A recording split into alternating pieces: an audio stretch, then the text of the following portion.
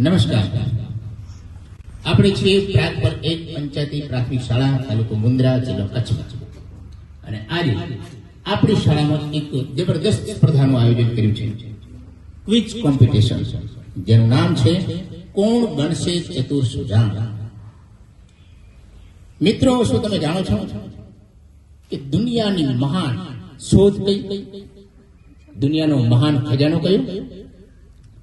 એવું તો શું બન્યું કે પ્રાણીઓ અને આપણા વચ્ચે આટલો ડિફરન્સ આવી ગયો.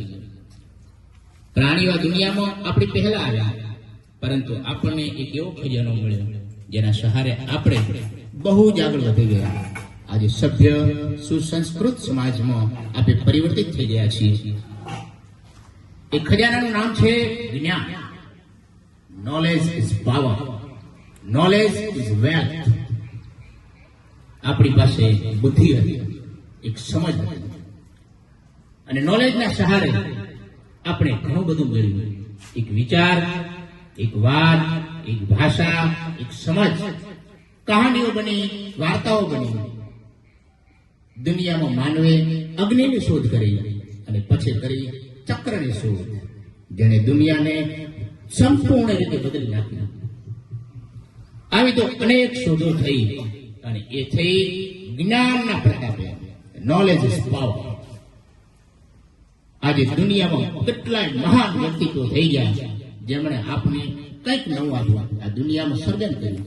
મારી સામે કોમ્પ્યુટર છે, તમારી પાસે પેન છે, આ માઇક્રોફોન છે, ઉપર પતરા છે, સરસ મજાની શાળા છે, સરસ મજાના કપડા છે. તો આ બધું એક જ વસ્તુને આભારી છે, જેનું નામ છે નોલેજ. નોલેજ એ શક્તિ છે.